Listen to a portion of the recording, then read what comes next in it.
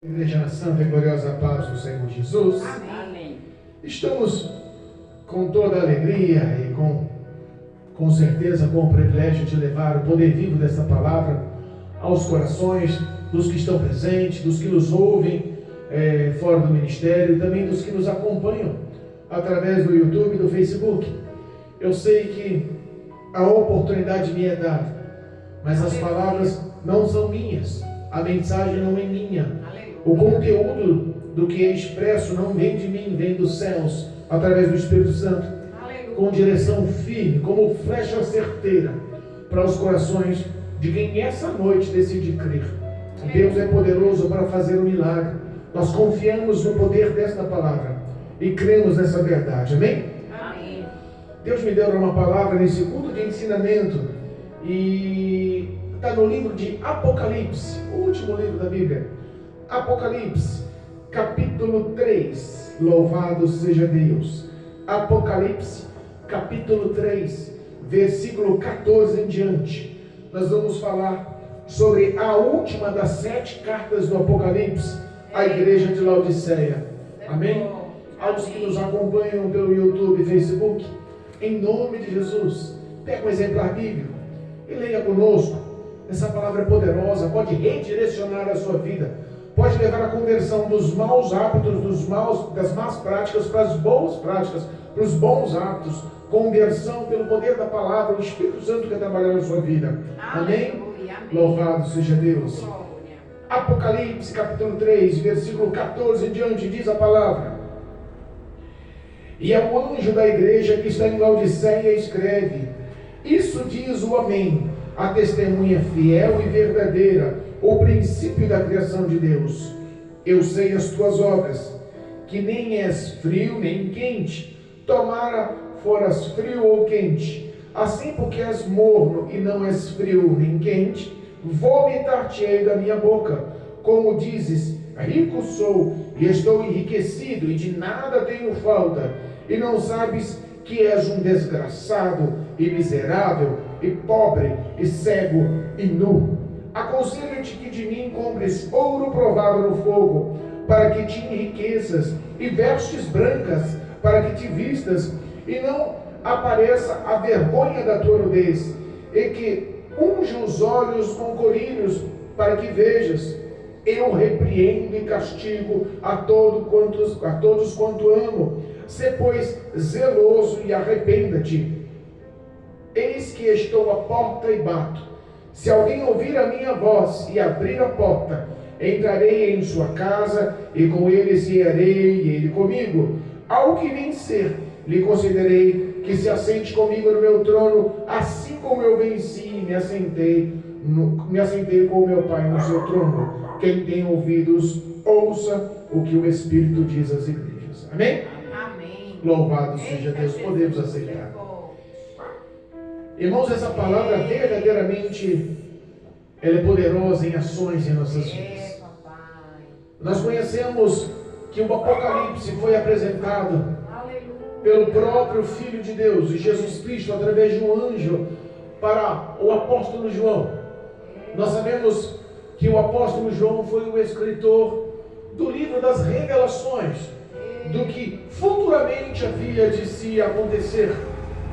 Cristo se apresenta para ele de uma forma gloriosa, o arrebata aos céus, e através de um anjo ele mostra todas as grandezas, e começa a descrição do Apocalipse justamente com as 7 cartas às igrejas da Ásia, ou as 7 cartas do Apocalipse. Nós sabemos que existe uma simbologia espiritual sobre essas 7 cartas. João vê os 7 castiçais e as 7 estrelas, e a representação desses castiçais, dessas estrelas, nada mais é do que as igrejas e os pastores, a qual o Senhor tem nas suas mãos, a qual o próprio Jesus está no meio e comanda, dirige, governa. É o Senhor poderoso que revela qual seria o padrão espiritual dos 7 tempos da igreja de Cristo Jesus sobre a face da terra. Amém? Amém. Sobre as 7 igrejas do Apocalipse, Nós sabemos que houve o início das igrejas primitivas, e nós sabemos de toda a perseguição do período de trevas, e nós sabemos também do período de missões, de avivalismo, e chegamos em nossa era, espiritualmente falando, porque nós das 7 igrejas, a última igreja representa a nossa fase espiritual, a nossa realidade espiritual, representa como é ou como está a igreja de Cristo Jesus nos últimos tempos. Meu Deus. A igreja direcionada, a carta direcionada à igreja de Laodiceia, a carta direcionada a uma igreja que Deus não elogiou em hipótese nenhuma. Olha aí. Todas as outras cartas, todas as outras 6 cartas, houve admoestações e houve elogios. Houve o que Deus tinha por contra, mas houve também o que Deus se aprovava, o que Deus se agradava. Aleluia. Nós sabemos que o direcionamento dessa carta nada mais é para mostrar o caráter espiritual dos que estão vivendo naquelas igrejas, naquela era, naquele tempo. Aleluia. A igreja de Laodiceia, segundo os estudiosos, segundo os teólogos, começa no século, ou no ano de 1900, no século 900, no século 19. Nós sabemos que a era industrial, a era econômica, a era tecnológica faz parte dessas igrejas. A evolução faz parte da última igreja. A igreja de Laodiceia representa espiritualmente a atualidade do que está acontecendo nas igrejas nos dias atuais. Nós estamos, irmãos, lembrando, num culto doutrinário, num culto de ensinamento, e nós estamos falando para crentes, mas ao mesmo tempo dá sim para se entender, porque hoje existe muito mais pessoas desigrejadas do que as que estão congregando, muito mais pessoas que estão compartilhando ou vivendo as suas experiências para com Deus em casa. Meu Deus. Eu estou bem com Deus através do celular. Eu estou bem com Deus só vendo vídeos na televisão. Eu estou bem com Deus porque eu faço as minhas orações, mas não querem mais congregar, estar debaixo da cobertura pastoral, da cobertura ministerial. Entende? Então, essa mensagem deixada por Cristo através de João, refere-se à igreja de Jesus, refere-se à noiva do Cordeiro, refere-se ao corpo de Cristo. Mas como existem tantas pessoas que estão acompanhando hoje somente através da internet, através dos canais, dos aplicativos de internet, nós enquadramos também uma verdade aos que não estão congregando. Quando essa carta chega ao pastor, chega ao responsável pela igreja de Laodiceia, nós vemos que a descrição do Deus Todo-Poderoso, escrita por João, mostra: isso diz o Amém, aquele que conhece o final da tua história. Isso diz a testemunha fiel e verdadeira. Isso diz aquele que saiu da glória, se fez carne, viveu as aflições e tribulações, venceu o pecado, tomou sobre si os pecados e as condenações humanas, venceu. Ele se tornou a fiel testemunha verdadeira e o princípio da criação, ou o melhor da criação de Deus. Aleluia. Para justamente nos dar a oportunidade de se unir a Deus pelo teu sacrifício. É verdade. Nós glorificamos a Deus, porque quem descreve essas palavras, descrevem essas palavras não por vaidade e não por um apontamento de julgamento. Quem escreve essas palavras está numa posição verdadeiramente sofrida, isolada e vivendo como um marginal, como um malfeitor em uma ilha, onde eram lançados os principais criminosos da época, esquecidos e deixados para a morte, em ilha de Patmos. Nós sabemos da história de João. João, ele foi o único de todos os 12 discípulos que morreu com causas naturais, foi o último a morrer, foi aquele que verdadeiramente testificou a vontade de Deus como amigo de Deus para revelar o que poderia nos acontecer nos dias atuais. Jesus. prisioneiro, lançado numa ilha, esquecido, determinado. Todos que encerraram, ele estava determinado a largar ele para a morte, abandonado, sem perspectiva. Mas Cristo o encontra e lança a tua glória, a tua graça e revela para ele o livro do Apocalipse. E a descrição dentro do presídio, numa ilha prisional, é a descrição do que vivemos hoje. Não há explicação, é poder de Deus. É verdade. A descrição do caráter, a descrição dos passos do homem nos dias atuais, revelada por um homem numa ilha há quase 2000 anos atrás. Entenda, não há explicação. A explicação verdadeiramente, a glória, o poder, a majestade do Todo-Poderoso, em velar e cuidar da tua igreja, em velar e cuidar do corpo de Cristo com o propósito de amar esse povo e levar e conduzir esse povo à glória dos céus. Oh, Jesus. Ele começa a descrever: Meu Deus. eu conheço as tuas obras. Olha aí. E quando fala em conhecer obras, nós entendemos que existem as pessoas que podem analisar e se examinar e falar assim: olha, se Jesus me conhece, eu estou bem. Porque eu estou sofrendo, estou numa luta, estou pagando um preço, estou na presença do Pai, estou chorando, estou pedindo, sabe? Eu estou verdadeiramente vivendo as suas aflições e tribulações e sinto que o Senhor me corresponde. Se o Senhor me conhece e as minhas obras, eu estou em paz. Mas muitos vão ouvir essas palavras e vão fazer a sua própria autoanálise e vai lhe pesar a consciência. Eita, se o Senhor conhece as minhas obras, Ele conhece as minhas mazelas, Ele conhece os meus pecados ocultos, Ele conhece o que está guardado no meu coração, Ele conhece que o meu caminhar não é santo. Realmente essas palavras podem pesar. Nós estamos descrevendo a igreja que estava na cidade de Laodiceia. Hoje fica na região da Turquia. Entenda, o significado da palavra Laodiceia representava justiça do povo. Lau representava justiça e Ceia representava do povo. Entenda, a justiça do povo predominava naquela cidade. Eles colocaram em prioridade o raciocínio e a intelectualidade humana, em segundo plano o querer e a justiça do próprio Deus. Meu Deus. E dura coisa é o homem cair nas mãos da justiça do homem, porque o homem é impiedoso.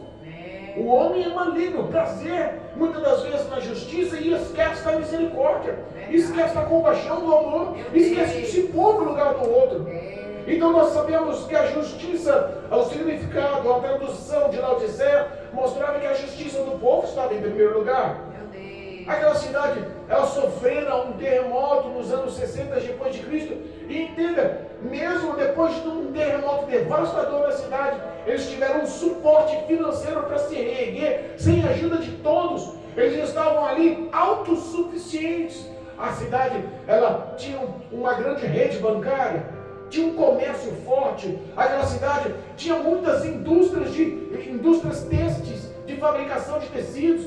Aquela cidade também, ela tinha um hospital escola, ela também tinha grandes laboratórios que produziam um colírio extremamente famoso. Aquela cidade em si era enriquecida, aquela cidade em si era uma cidade independente, aquela cidade em si era uma cidade de rico comércio, aquela cidade era autossuficiente. E nós vemos que espiritualmente as pessoas estão vivendo esse perfil de grandeza, esse perfil espiritual de não depender de ninguém. Eu sou autossuficiente, de não pensar em outra coisa a não ser nas riquezas que esse mundo pode proporcionar. Entenda, de achar que tudo o que ela precisa espiritualmente está num padrão de saudável, que os olhos espirituais dela não precisam de colírio dos céus, que as suas vestes e as suas roupas não precisam ser sandas e brancas. Que nós vemos que a realidade é uma realidade obscura, é uma realidade que infelizmente caiu no sentimento e no prazer do povo, caiu no pensamento e na aceitação do povo da igreja. Nós vemos que a teologia da prosperidade se enquadra nesse perfil. Olha o que diz o versículo. Olha o que diz o versículo 17 da leitura. Como dizes, rico sou e estou enriquecido, e de nada tenho falta. Espiritualmente, as igrejas estão vivendo isso. Essa é a descrição da igreja, não da cidade. Mas Deus usa a simbologia do pensamento dos que estão na cidade para mostrar o caráter dos crentes daquela igreja de Laodiceia. Não muda nos dias atuais. Repara que toda a sociedade em nossa nação refere-se em todas as estruturas sociais o dinheiro em primeiro lugar. O dinheiro em primeiro lugar. O Brasil é tido como o país da corrupção, o país do jeitinho. Está todo mundo procurando passar um para trás para enriquecer rapidamente. Está todo mundo procurando as facilidades para obter o dinheiro, as riquezas, os bens, o acúmulo, as conquistas, a ostentação de se mostrar aprovado, de ter o que o outro não tem. Continua sendo o mesmo perspectiva espiritual, e essa aceitação social corrupta, gananciosa, que está vivendo uma vida de avareza, de pecado, que envolve todo o perfil social para enriquecimento, chegou dentro das igrejas. A teologia da prosperidade descreve pessoas que estão fazendo de tudo para enriquecer, às custas dos fiéis inocentes que estão vivendo e pagando para isso. Meu Deus! Já ouviu falar de igrejas que estão vendendo lencinho? Já ouviu falar de igrejas que estão vendendo fronhas, lençóis, travesseiros? De igrejas que estão vendendo vassouras, vendendo feijão?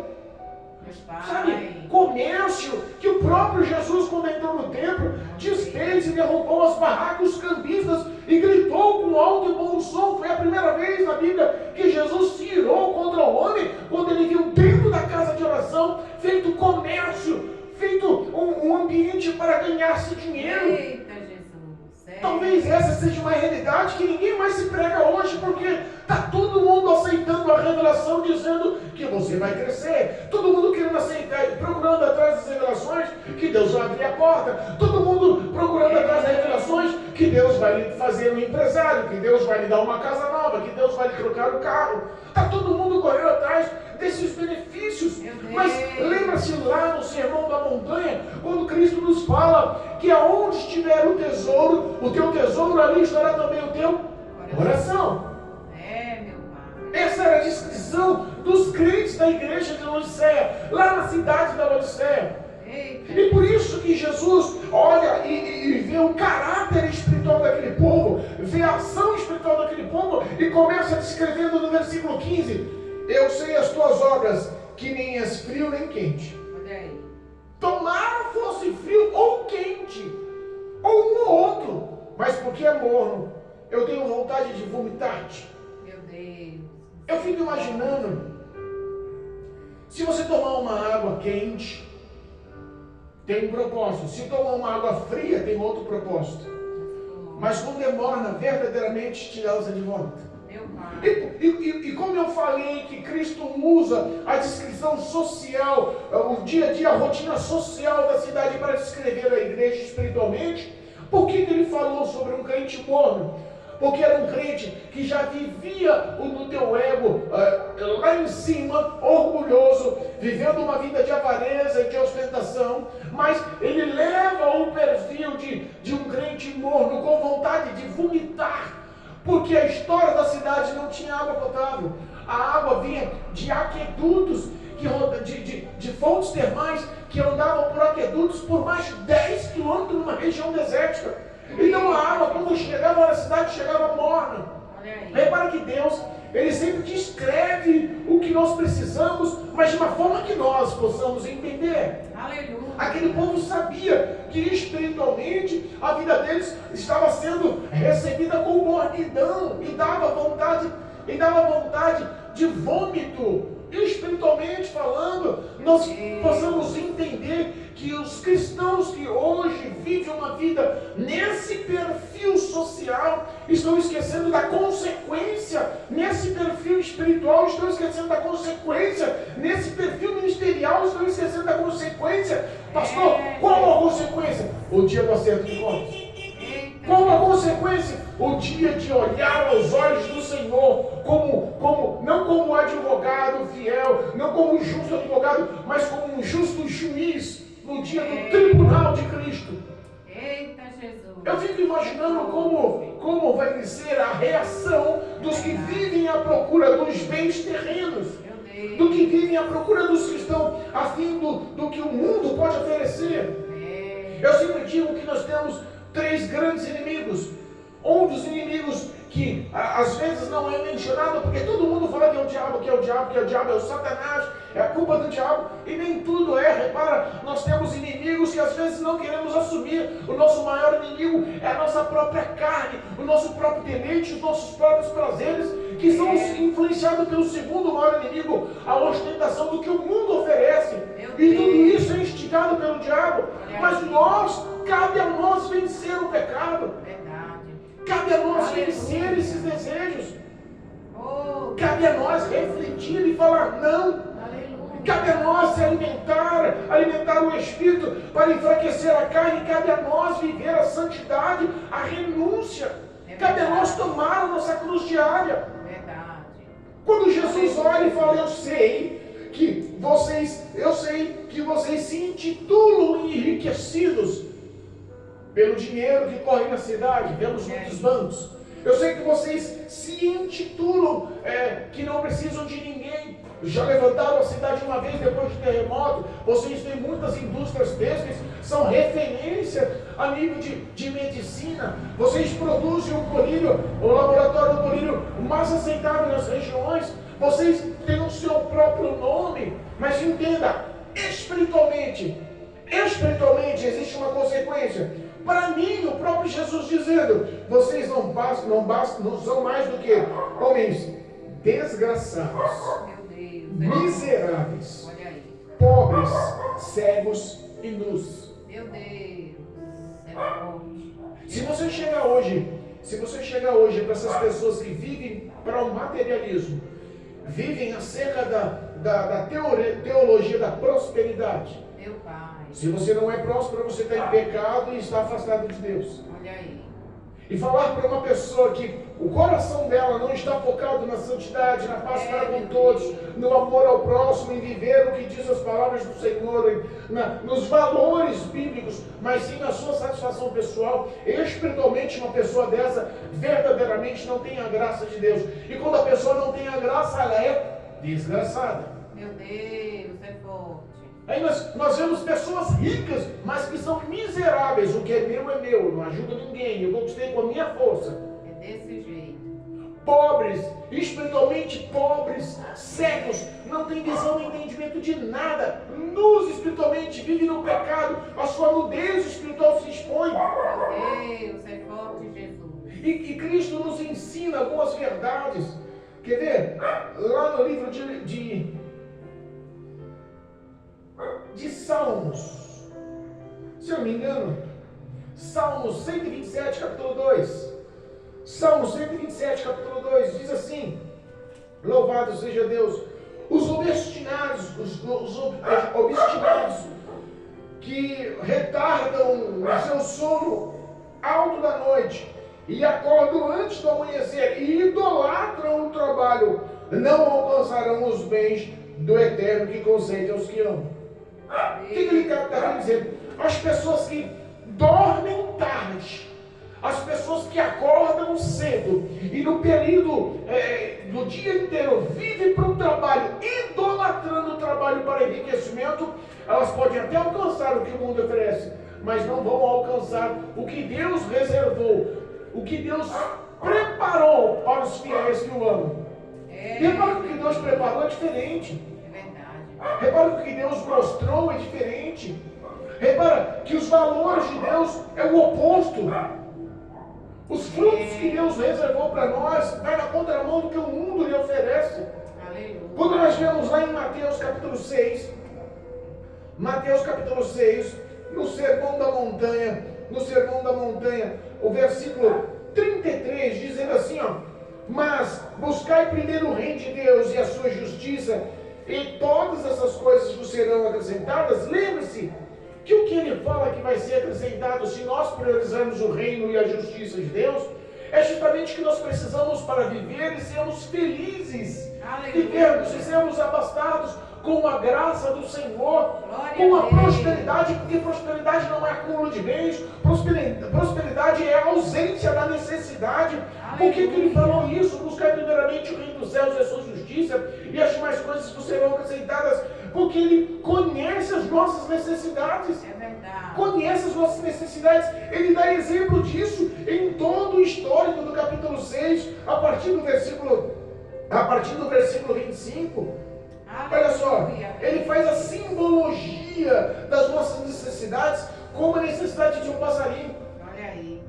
Os passarinhos não plantam e nem colhem e nem têm armazéns, mas o Pai do céu não deixa que eles padeçam. As flores, os lírios do campo se vestem de uma glória tão grande que nem Salomão conseguiu se igualar. E que tudo que vocês desejam, que tudo que vocês almejam, os ímpios, os gentios desejam e almejam, mas você acha que o nosso Pai, o Pai dos céus, olha o versículo 32, porque todas essas coisas os gentios procuram, de certo, vosso Pai Celestial bem sabe o que necessitais de todas essas coisas. Se nós, sendo pais maus, damos coisas boas aos nossos filhos, por que não esperar no Senhor? Por que não esperar na graça do Senhor? O nosso Pai Celestial cuida de nós. O que Ele pede aqui é que nós aprendamos a viver pela fé, aprendemos a confiar na ação poderosa de Deus, aprendemos a confiar na ação majestosa dos cuidados de Deus. A Ele pertence a glória. Glória a Deus. Em Samuel, 1 Samuel, capítulo 2, versículo 2, a oração de Ana nos lembra que Ele tem o poder de empobrecer e de enriquecer a vida do homem. É Ele quem tem poder, é o Todo-Poderoso que age em favor. Mas a orientação para a igreja de hoje é que nós possamos seguir o que Cristo nos recomenda. Qual é a recomendação do Senhor em nossas vidas hoje? Qual é a recomendação de Cristo em nossas vidas hoje? Ele canta e nos aconselha, versículo 18, nos aconselha. Tudo o que Cristo, através de João, revela sobre as nossas vidas hoje, Ele nos dá uma direção para sairmos desses caminhos. Ele nos mostra uma seta, Ele nos indica uma seta para a gente mudar os nossos caminhos. Ele especifica que esses homens que se intitulam homens de Deus, que estão representando a igreja de Cristo na cidade de Laodiceia, eles falam que tudo que os homens acham sobre si, ele resume como desgraçado, miserável, pobre, cego e nu, mas ele aconselha uma saída, ele aconselha uma direção para cada uma desses erros, para cada uma dessas falhas, para cada uma dessas condutas. Ele começa especificando assim, ó, eu aconselho que compre em mim ouro provado no fogo. As provações estão duras, hein, mano? Eita, Jesus. Compra de Cristo ouro provado no fogo. É por isso que a vida do crente é provada sim. Ser crente não é ser fácil, não. Ser crente verdadeiramente é renúncia, é abrir mão dos seus próprios pensamentos, da sua própria razão, é depender do amor de Cristo, é viver em obediência à palavra. E geralmente quando você é aprovado, você verdadeiramente vê o amor de Deus através dos sinais. Em todas as nossas tribulações, Deus se mostra presente. E se Ele está nos provando como ouro é provado no fogo, só tem um porquê: quer te purificar. Aleluia. Quer te limpar. Eu creio. Quer te qualificar. Aleluia. Não dá, entenda uma coisa: no céu não entra pecado. E se nossa vida depender da purificação, mesmo que seja por provações como ouro no fogo, se a nossa provação nos traz a limpeza adequada para entrarmos nos céus, vivam, aconselham o que Cristo aconselhou, vivam o que Cristo aconselhou, compra de Cristo o ouro provado no fogo. É duro ser crente, é duro viver essas provações. É, meu Pai. Pastor, eu iniciei uma campanha, nossa, essas 7 semanas de campanha, tudo virou de perna pro ar. É normal, minha filha, está numa batalha espiritual. Mas em todas as tribulações, em todas as dificuldades, Deus é contigo. É Ele que mostra a graça nas ações para que você verdadeiramente seja purificada e vitoriosa nessas ações. Aleluia. Aconselho, aconselho que compre ouro provado no fogo para que te enriqueças. Entenda, o que Deus quer nos enriquecer não é com carro importado. Não. Deus quer nos enriquecer não é com a casa nova. Deus quer nos enriquecer não é com a segunda empresa. Deus quer nos enriquecer é com os frutos do Espírito Santo. Glória a Deus. O que Deus quer nos enriquecer verdadeiramente é em sermos verdadeiros, justos e amorosos. Aleluia. É seguir com obediência e fidelidade o poder vivo dessa palavra. Glória O a Deus. enriquecimento verdadeiramente é você andar com o coração cheio de paz, cheio do resplendor da glória, da alegria dada por Deus, porque o Espírito Santo que guia seus passos, a sua vida muda. Ele quer te enriquecer nesse sentido. Olha só, vestes brancas, Aleluia. para que não apareça a vergonha da sua nudez. Olha aí. Olha quando a gente fala em vestes brancas e vestes para que não apareça a sua nudez, nós vemos o contraste do que está acontecendo nas igrejas hoje. Deus, é verdade. Nós vemos o contraste da sensualidade, da malignidade, da impureza. Nós vemos todo o perfil imundo sexual contaminando. Você acha que esses ricos poderosos existem limites? Não. Quanto mais tem, mais quer. E se o prazer é carnal, se a satisfação é carnal, verdadeiramente botam a santidade de lado, botam as vestes brancas de lado e mostra assim a sua nudez espiritual, mostra assim um caráter demoníaco guiado pela carne para satisfação pessoal. Cristo está nos orientando, orientação para chegar no céu, orientação é direção, vai por aqui, é difícil, é apertado o caminho, mas conduz a porta estreita, conduz a salvação, conduz o encontro com meu Pai, conduz a remissão, conduz ao arrependimento, conduz uma vida com o Senhor eternamente. Quando Cristo nos aconselha, leve em consideração esse aconselhamento, abandona o pecado, confessa, abre mão dos prazeres, viva a santidade. E que unge os olhos com colírios dos céus. Olha só, se existia um grande laboratório na cidade, esse laboratório era famoso por produzir um colírio que lhe dava lucros e que fazia o nome da cidade crescer. Cristo está falando, o colírio que vocês produzem não pode abrir a visão espiritual de vocês. O que vocês vivem com glamour, se gabando das conquistas, não pode abrir o olhar espiritual. Quantas vezes o olhar espiritual está apagado, está obscurecido, o homem está na igreja, a mulher está na igreja, mas não vive o que Deus nos orienta.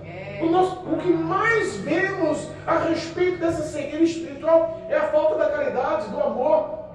O que nós mais vemos, a verdade é essa. É mais fácil contar com o pobre, não é? É mais fácil bater na porta do pobre. É mais fácil contar com a misericórdia, com a compaixão do pobre. Porque se você bater na porta de um grande rico, ele vai te orientar a trabalhar, ele não quer saber da sua situação. Não, eu conquistei, você também pode conquistar, você não é deficiente, você não está aleijado, eu não vou fazer nada, se vira. Eu vou te ensinar a pescar, mas não vou dar o peixe. As pessoas acham que a justiça é superior à misericórdia, e não é isso que Jesus nos ensina. Aleluia. No tempo da lei, os fariseus usavam o pretexto da justiça para aplicar os seus próprios desejos pessoais, esquecendo da compaixão do que Cristo nos ensinou em amar o próximo, do resumo dos mandamentos. Da mesma forma, é o homem com a visão espiritual cega. Meu Deus. Aconselho-te que compre de mim colírios espirituais para que vejas, para que abra o entendimento. Aleluia. E ele expressa que toda essa reação, ela tem uma consequência, atitude de fé. Não adianta falar, tem que agir. Olha o versículo 19 da leitura oficial do capítulo 3 do livro de Apocalipse. Eu repreendo e castigo todos quantos amo. Sê, pois, zeloso e arrepende. Repreensão. Prepara que Deus tem repreendido. Qual que é a repreensão? É você chegar e falar. É desmascarar. Contradizer. Sabe aquelas pessoas que são expostas? Porque quando você é exposto, que você realmente recebe a explanação do teu caráter, que você precisa de uma mudança, o Deus te dá a oportunidade na repreensão. Muda a sua conduta. Verdade. Lembra da história de Caim, como pregamos? Há pouco tempo atrás pregamos, né? A história de Caim e Abel. Caim levou como oferta de sacrifício, como holocausto, os frutos da terra, porque era lavrador da terra. O que ele sabia fazer, ele levou ao Senhor. Mas não levou com amor, não levou com verdade, com santidade. Deus já tinha reprovado os corações, os sentimentos, os pensamentos dele. Depois reprovou a sua oferta. E aí quando ele chega e olha para Caim e recusa, rejeita, não aceita a sua oferta, ele vê que o semblante de Caim se revolve, decai, a ira domina Caim. A ira contra quem, pastor? Contra o seu próprio irmão. Por quê? Porque o irmão Abel fez e Deus aprovou Abel e aprovou sua oferta. Inveja. Meu Deus, é forte, gente. Entenda a situação. Quando fala, olha, você está sendo repreendido, valorize a repreensão. Se Deus está falando é porque minha conduta está errada. Se Deus está me desnudando, está me desmascarando, é que eu preciso de mudança. Mas ele começa com a repreensão. E repara que o conteúdo da história não para na repreensão. Eu repreendo e castigo. E às vezes Deus tem que apertar. Eita, meu pai. Deus dá oportunidades. Deus auxilia. Mostra o caminho certo. Meu filho, abandone este pecado. Meu filho, abandone essa má conduta. Meu filho, abandone esses pensamentos. Meu filho, redime. Quando fala em zeloso, é uma pessoa diligentemente. É uma pessoa que faz com afinco alguma coisa, alguma meta. Quando você quer alguma coisa, você faz com zelo, com dedicação. Até você conquistar. Então Deus está falando assim, ó, seja zeloso, lute até conquistar o quê? O arrependimento. Como eu posso ser zeloso e ter atitudes para conquistar arrependimento? Abandonando a prática do pecado. Jesus. Abandonando a prática, para mostrar que eu sou zeloso, para mostrar que eu sou diligente com as minhas atitudes e mostrar que eu me arrependi, eu tenho que confessar, abandonar aquela prática para que eu possa alcançar a misericórdia. Porque senão vem o quê? O castigo. E o castigo do Senhor é apertado. Eita, Jesus. O castigo do Senhor é doído. Às vezes Deus bota assim num hospital, num leito internado, bota numa UTI, bota num hospital do câncer. Às vezes os sentimentos corroboram contra. Ela entende, confessa, entende o seu pecado, ela assume o seu pecado no coração, mas ela não abre mão do pecado. Quantas pessoas estão vivendo o câncer porque não conseguem perdoar? É verdade, meu Deus. Com consequências. Deus está orientando. Eu não quero castigar. Deus não tem prazer no castigo. Ele repreende, ele castiga porque ele ama. Ele não tem prazer na maldade, no castigo. Ele ama você. Ele está fazendo porque ele quer o teu melhor. Jesus. Ele está fazendo porque ele quer o teu melhor. Aleluia. Essa palavra tem endereço. Essa palavra tem endereço certo. Eu tenho certeza que Deus está falando contigo. Aleluia. Louvado seja Deus. Versículo 20 talvez seja maior. O versículo 20 talvez aqui essa noite seja a maior oportunidade que o homem tem de se acertar com Deus. A oportunidade de dobrar os joelhos e falar, Senhor, verdadeiramente, eu preciso do Senhor. Versículo 20 diz assim, ó, eis que eu estou à porta e bato, se alguém ouvir a minha voz e abrir a porta, entrarei em sua casa e com ele cearei e ele comigo. Eita, Jesus, que lindo. Oportunidades. Olha aí, meu pai. Deus mostra o caráter corrupto daquela igreja. Deus mostra os sentimentos corruptos daquela igreja.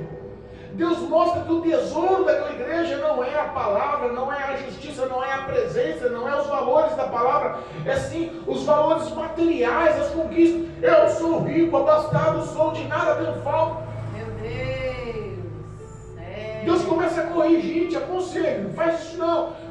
Segue por esse caminho. Não vai como todo mundo faz. Eu costumo dizer, quando todo mundo começa a fazer, mas a conduta é pecado, a conduta é errada, a conduta é iniquidade, todo mundo está fazendo, mas se contradiz da palavra de Deus, não está nos valores de Deus, não pratica não. Não importa se é aceitável, não importa se todo mundo está glorificando aquele erro, não importa se todo mundo e pessoas de alto nível dentro da igreja estão praticando aquele pecado, não vai nesse caminho não. Aleluia. Continua fazendo o que é certo. Continua andando nos valores bíblicos, na doutrina, na santidade, na paz com todos. Continua amando, continua vivendo esse evangelho, seguindo os passos de Jesus. Se abrir o coração. Quer dizer que se ele está batendo na porta, que ele não está dentro da porta. Não está dentro da casa. Se ele está batendo, é porque ele está fora. Jesus está batendo na porta do seu coração essa noite. Jesus está batendo na porta do teu coração nessa noite. A igreja somos nós. aquele povo que representava a igreja de Laodiceia, cada um deles precisava de abrir o coração. Nos dias atuais é igual. Pessoas que estão andando por caminhos e achando que os caminhos são bons. Há caminhos que para os homens parecem bons, mas são caminhos que conduzem à morte, à condenação, a males, ao inferno.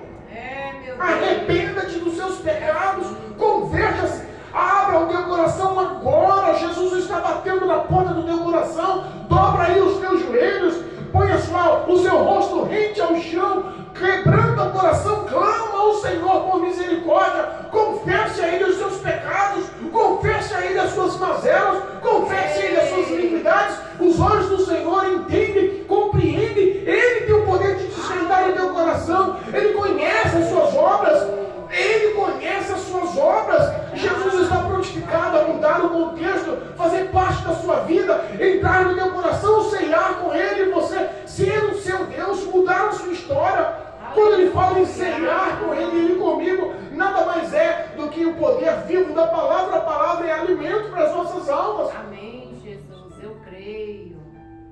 E Ele especifica, glória a Deus. ao que vencer. Olha aí, Tem gente que vai obedecer, é verdade. tem gente que não vai obedecer, Meu Deus, tem gente que vai dar crédito, Mara, essa palavra. verdade. Está lutando tanto para amar, não está, Mara?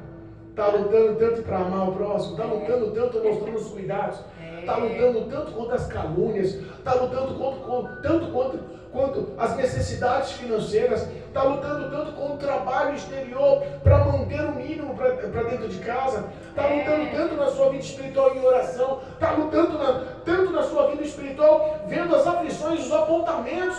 Cristo conhece as suas obras. Oh, glória. Conhece as suas obras. É verdade.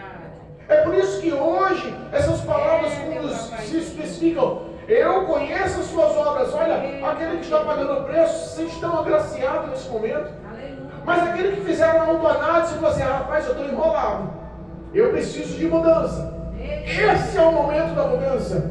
Esse é o momento do conserto. Esse é o momento de se juntar a Deus em oração, confiar no poder da oração, porque Deus, do terceiro céu, sentado no seu trono, está com os olhos de fogo, atento, te enxergando, acompanhando os seus passos. Os seus ouvidos não estão agravados para ouvir as suas orações, e os seus braços não estão encolhidos para que possa lhe alcançar e lhe mudar a vida, abençoar a sua história, mudar o seu futuro. Ele é poderoso para tal. Ao que vencer, lhe concederei que se assente comigo no meu trono, assim como eu venci e me assentei no trono de meu Pai. Repara que existe recompensas e promessas em todas as cartas, em todas as 7 cartas do Apocalipse, em todos os 7 tempos da igreja sobre a face da terra. E existe também recompensa, a recompensa de estar ao lado do Senhor, sentado no seu trono. Glória a Deus. Oh, Jesus. Sabe quem senta no trono, príncipe? Sabe quem senta no trono, filho? Sabe quem senta no trono, amado? Aleluia. Sabe quem senta no trono, obediente? Sabe quem senta no trono, fiel? Sabe quem senta no trono, quem ama? Sabe quem senta no trono? Aqueles que decidem obedecer. Glória a Deus. Ao que vencer. Olha aí. Jesus te ama. Aleluia.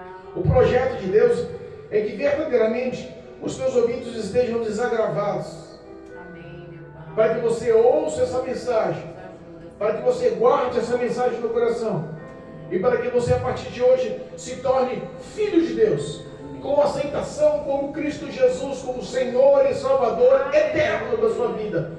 Deus não quer relacionamento, Deus não quer só um ficar, Deus não quer só uma coisa pequena. Jesus quer que a aceitação do seu coração, ao abrir o coração, a aceitação do convite de Cristo, a aceitação de aceitar Jesus para morar na sua vida, não seja temporária, mas seja eterna. Quem tem ouvidos, que ouça o que o Espírito diz às igrejas. Meu Deus, é forte. Aleluia. Que o Espírito Santo possa te alcançar. Que a graça do amor, do perdão, da misericórdia, da compaixão possa te alcançar. Que as suas condutas sejam mudadas pelo poder desta palavra. Não é porque falei, mas é porque essa palavra te confrontou e você entendeu que os seus caminhos são maus e que a partir de agora você precisa se acertar com Deus. Aleluia. viva em nome de Jesus, segundo o Evangelho de Cristo, segundo os passos, testemunho de vida de Jesus. Aleluia. E tudo irá bem. Buscai ao Senhor, Enquanto você primeiramente. Enquanto você pode achar. Buscai ao Senhor enquanto se pode achar. É. Invocar enquanto está perto. Oh, Que Cristo possa te alcançar. Que a graça do Senhor possa te alcançar. aleluia. Que essas palavras frutifiquem no teu coração. Amém. Que possam gerar fé. E que a partir de agora Deus possa fazer parte da sua história. Em nome de Jesus. Amém. Amém? Amém. Glória a Louvado Deus. seja Deus.